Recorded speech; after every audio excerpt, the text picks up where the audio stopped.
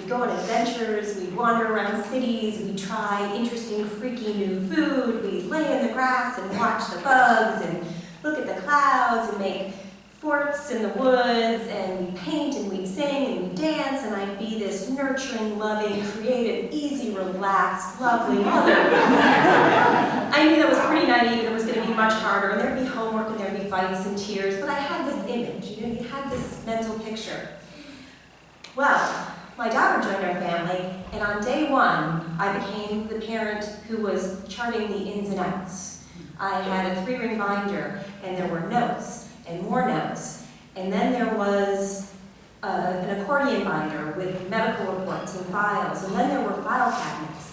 And then there was a messenger bag that I took with me, stuffed full of medical information, as we went from the pediatrician to the gastroenterologist to the nephrologist, to the endocrinologist, to the geneticist, to the cardiologist, to eventually the oncologists, to all the ecologists. There were sleep studies and EKGs and MRIs and barium swallows and scopes and procedures and diagnosis after diagnosis or potential diagnosis, and I would come home from all the specialists and I would research.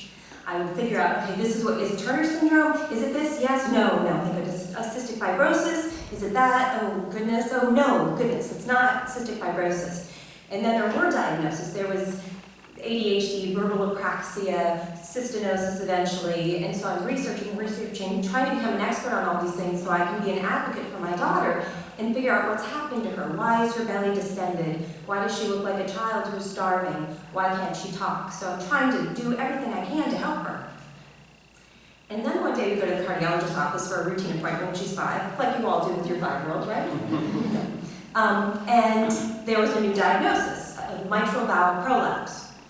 And here I am, I'm the lady with the notebooks, I'm the one who talks like a doctor, the English major who talks like a doctor, who fainted when my sister cut her finger once when we were kids, hates blood, and keeping notes on all of this, and I didn't write it down.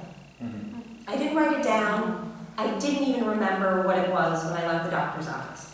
I knew they said genetic, they'd probably get worse, that she'd probably need surgery to correct it, but I was done. I couldn't remember one other thing. I didn't want to research it. I couldn't. And here I am. I'm the person who is really good at making trains run on time. It's a skill that I have. I can do that. I can organize the heck out of a drawer. I mean, things of beauty, my junk drawers. I can make things neat and tidy and lovely. I keep fabulous notes. But that does not feed my soul. Even though that's a skill I have, it is not something that brings me joy and brings me happiness.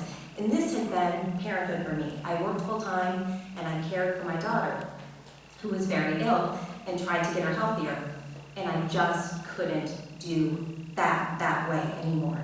And it was sort of like I'd been creating this labyrinth of dominoes that was stretched out further than anybody could see, very complex. And that day was like the finger flick, starting the dominoes to tumble. And it's not that they all fell, and it's not that everything changed overnight, but that was the beginning of the time where I started to realize I can't fix any of this. I really can't. What we're dealing with is really, really big, and there's no fixing it, and I can't control it. I can do what I can, but what I know is this minute. And in this minute, I can choose joy. I can choose happiness. I can choose to see the beauty in everything that's around me, even though I can't control the rest of it. So, anyway, that's how I became an Apocaloptimist. Because I know life is hard. It's really hard. My family knows that. We know things are bad. We know things will get worse. We know they will. At the same time, it's all really beautiful. Everything is really, really beautiful. Thank you.